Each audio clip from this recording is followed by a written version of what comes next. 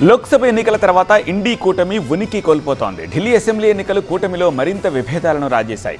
లోక్సభ ఎన్నికల వరకే కూటమి పరిమితమని కాంగ్రెస్ నేత పవన్ ఖేరా అన్నారు. అయితే వెంటనే ఇండీ కూటమిని అధికారికంగా రద్దు చేయాలని కౌంటర్ ఇచ్చారు జమ్మూ కాశ్మీర్ సీఎం ఒమర్ అబ్దుల్లా.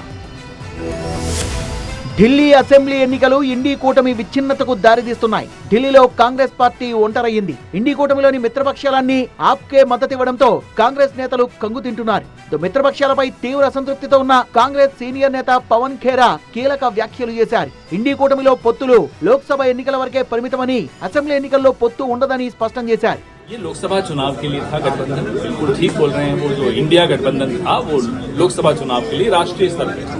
अलग अलग राज्यों की परिस्थिति के हिसाब से जो दल हैं, कांग्रेस हो या क्षेत्रीय दल हो, वो निर्णय लेते हैं कि हमें इकट्ठे लड़ना है या अलग।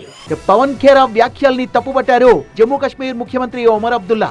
లోక్సభ ఎన్నికల వరకే ఇండీ కూటమి పరిమితం అనుకుంటే వెంటనే కూటమిని రద్దు చేయాలన్నారు ఒమర్ అబ్దుల్లా. చాలా రోజుల నుంచి ఇండీ కూటమి సమావేశమే జరగలేదన్నారు.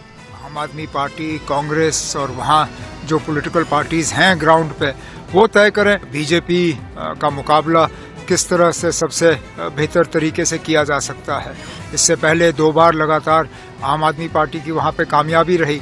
इस बार दिल्ली के लोग क्या फैसला करेंगे उसके लिए हमें इंतजार करना होगा। बदकिस्मती की बात यह है कि क्योंकि इंडिया ब्लॉक की कोई मीटिंग बुलाई नहीं जा रही है तो इसमें कोई क्लैरिटी नहीं है, ना लीडरशिप को लेके, ना एजेंडा को लेके, ना आगे क्या हम रहेंगे या नहीं रहेंगे इसको लेके।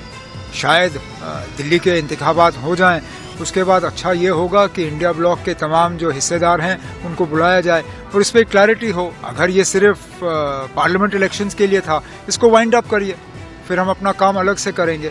अगर पार्लियामेंट इलेक्शन के बाद ये असेंबली के लिए भी है तो फिर हमें मिलकर काम करना होगा।